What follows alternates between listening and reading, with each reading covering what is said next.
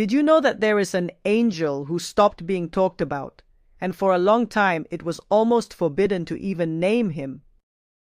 What is the mysterious angel who, due to his great power, was confused by God?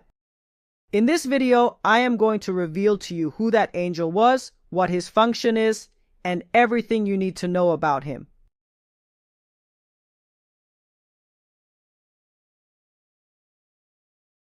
Shalom everyone, welcome to one more video on our channel. Welcome.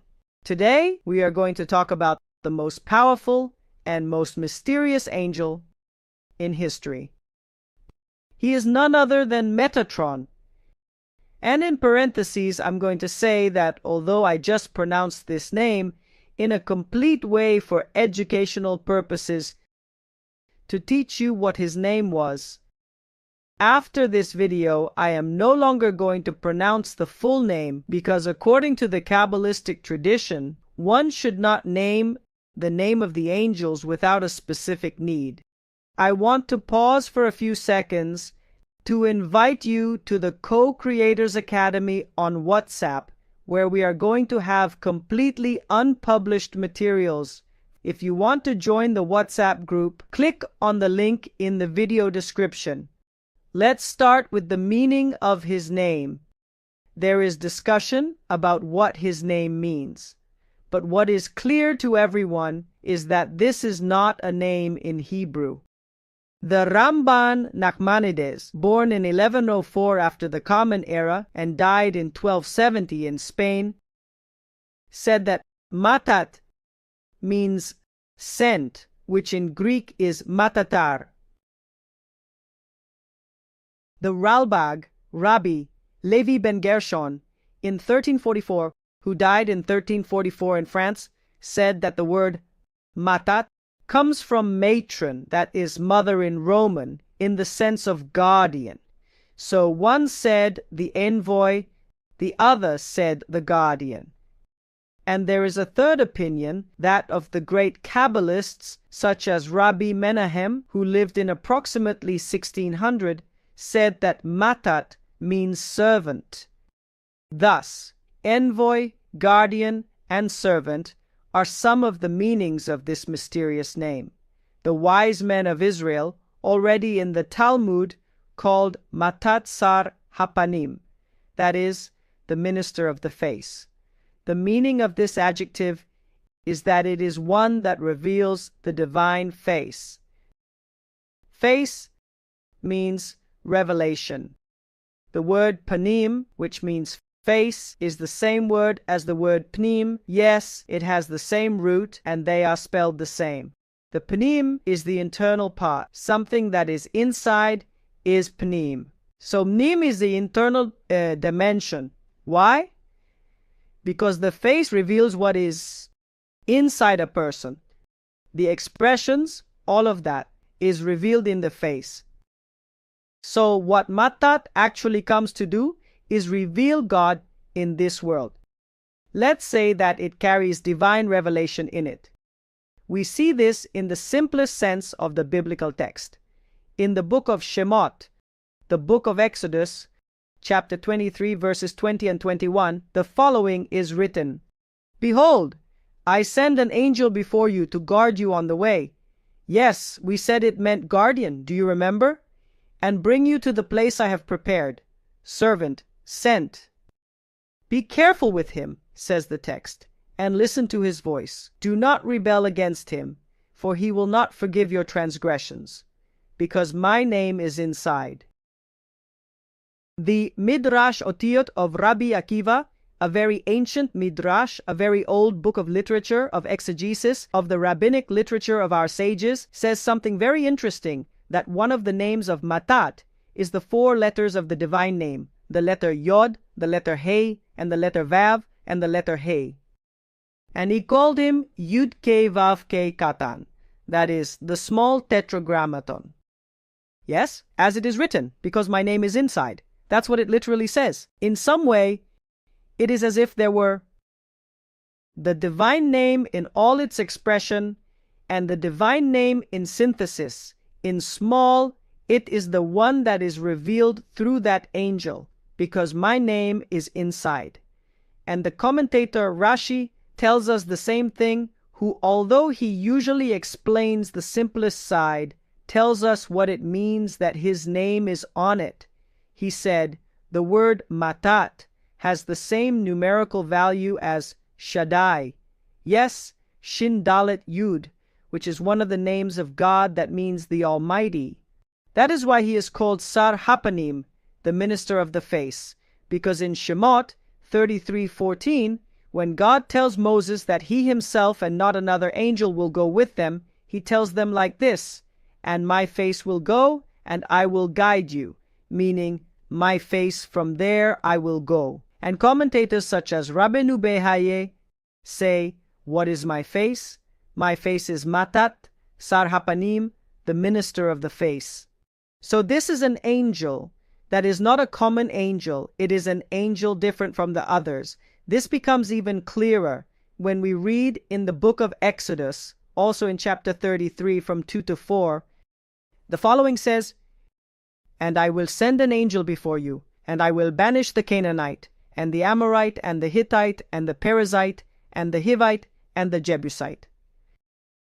He will bring you to a land flowing with milk and honey, for I will not come up among you, for you are a stiff-necked people, lest I consume you on the way. And the text says that when the people heard this bad news, they mourned, and no one put their ornament on themselves. In other words, when talking about Matat, it was fine that this angel was coming. Why? Because my name is on it. But when he told him that he is a normal angel, that he would not go, he would send them an angel. The people were saddened and mourned. We have to ask ourselves what difference there is. They are both angels. No, no, no. Matat is not a normal angel like the others. Now we have to make an important parenthesis, because we can fall into the serious error of thinking that there are two gods or something similar, or two levels of God. And if you made this mistake, you won't be the first. Come with me to the 1st century of the Common Era. Rabbi Akiva and 3 other wise men were those who made mystical elevations to a place called Pardes. And he warned his companions, when we rise to that high place, do not say Mayim, Mayim. That is, waters, waters. Don't say waters twice. That is to say, although you may perceive some type of duality there, of seeing two things, do not fall into that error, because God is one, not two, never. However, one of them, Elisha ben Abuya, explains in the Talmud, in the tractate of Hagigah, page 14, that upon seeing the angel Matat sitting, while the rest of the angels were standing, since one cannot sit in the presence of God. When God is there, you have to get up. But he was the only one he saw sitting. Then he said, there are two authorities here, that is, two gods, two forces that dominate the world. And from that day, he became Elisha Aher, Elisha the other.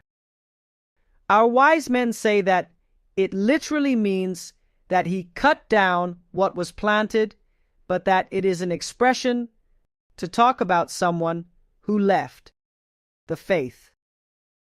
So we have to be very clear about a difference between the divine essence, who is one and only, and the divine revelation that can be given in several revelations, such as there is one God, but he has different names, different revelations. This angel is the one who reveals the divine presence, the divine revelation here below. As the Maharal of Prague says, who says that the matter of Matat, if it brings into practice all the matters of this world, that is, the things that God does here in this underworld are through him. When it says that God himself made something and not an angel, we are talking about him. Somehow it bears the divine name. The word name in Hebrew is Shem, which comes from the word Sham, which also means objective. There I want to reach somewhere in some way the objectives of God. What God does in His world, He does through the one who bears His name, His objective within it. So that is something that we have to be very careful not to fall into the error of Elisha, who said there are two authorities, not two. God is one, not two, or three, or four. It is not something that is counted. God is one and only. He has revelations, and these revelations sometimes have a carrier. One of these carriers is called Matat. Since we have quoted Rabino Behaye, he explains in Exodus 23:20 that what was said, that he will not forgive your transgressions, means that this angel even has the power to forgive sins. So he says, his authority reaches this point. But even so, God forbid, he is not at all comparable to the Creator himself, only a divine revelation here in the underworld. Yes, notice carefully that even so, with all his greatness in the Zohar, the angel Matat is called Nar, young man, and Eved, servant. Why? Because according to the Kabbalah, he is in charge of the world of Yetzirah. In other places, the Zohar says that he is in charge of the world of Beriah. In Kabbalah, there are four worlds: Atzilut, the world of the Sephirot, and the names of God, the world of divine revelation itself, and then there are Beriah and Yetzirah and Asiyah, which are the world of creation, of formation and action. Well, the Zohar says that on the days of the week, Matat is in charge of the revelation of God from the world of Yetzirah. And on Shabbat, which is the Shabbat day, the seventh day, the sacred day, the day on which God rested, the revelation that he carries from Beriah. So why is he called a servant? And why is he called a young man in comparison to the world of Atzilut, which is divine revelation itself? So that is something that we have to be very clear about. Now, we have said and explained that this was his most famous name. Yes, Matat, but the Midrash Otiot of Rabbi Akiva tells us that he has 70 different names and that he is also called by more adjectives. Does the number 70 ring a bell? The number 70 is the number of nations in the world, according to the book of Bereshit, the book of Genesis, chapter 10. The nations starting from the sons of Noah are divided into 70. It means that Matat carries the divine revelation through all that revelation here in the lower world also to all the 70 nations. Now let's delve into another important secret, and that is that in many ancient traditions, Enoch in English was the one who ended up becoming Matat. Let's understand this more deeply. How do we explain this mystery that a man became an angel? If you want to learn more, to go deeper about the image of Enoch, and what is written about him in the biblical text, I leave you a video so you can go a little deeper into it. Now, how do we explain that a man became an angel?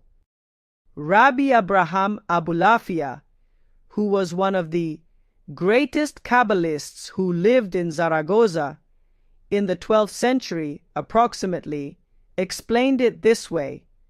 Hanoch, the son of Yered, used the force of Matat to understand the secrets. He connected with him to understand the secrets and what is written in the Zohar, that his body became like a torch of fire, teaches us that he stripped himself of his clothes, animal and natural, and clothed himself with a spiritual essence until he is as if he were Matat himself.